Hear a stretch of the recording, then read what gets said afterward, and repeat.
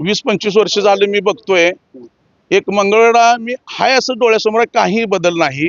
आणि त्यामध्ये मंगळवेढा तालुका नसून एक ग्रामपंचायत गाव, एक खेडगाव म्हणतात ना, मोठं गाव, एक खेडगाव अशा पद्धतीचं एक गाव आहे. कारण कसं आहे, मी मंगळवेढ्यात राहतोय एक सुज्ञ नागरिक म्हणून. कारण कसं आहे, मी ज्यावेळेस मंगळवेढ्यामध्ये फिरतोय त्यावेळेस मी एक संत चोखामेळा किंवा कानोपात्रा किंवा दामाजी हे असे संतांचे एक नाव घेऊन एक मंगळवेढा एक भूमी एक संतांची म्हणून असं मानलं जातं. परंतु ह्या मंगळवेढा संतांच्या भूमीचं मानलं जातं, परंतु त्यांची बघितली तुम्ही मंदिरं किंवा त्यांची दामाई पंथाचं किंवा चोखामेळाचं किंवा कानोपात्राचं हे अशा आहेत मोहनीबुवाचं, तर त्यामध्ये कुठल्याही पद्धतीनं ह्या सरकारने किंवा कुठल्याही पद्धतीने तिथं व्यवस्थापना केली नाही. जेवढे वारकरी येतात, मी म्हणतो दररोज एक 500-1000 माणसं येऊन जातात ती बघून.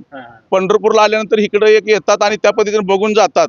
पण ते बघून सुद्धा त्या पद्धतीने तुम्हाला तिथं संपूर्ण दिसते. आल्यानंतर म्हणतात हे मंदिर आहे का, ही आहे का, अशा पद्धतीने त्यांचं एक भाष्य राहते की बाबा ही बोलणं राहते, ही असं एवढं मोठं छोटं आहे ना, आणि कसं काय एवढं मंगळवेढा भूमी संतांची म्हणते ती, असा एक प्रश्न विचारण्याचा त्यांनी मानस करते. मग त्याबद्दल आपणाला सुद्धा एक दुःख वाटते.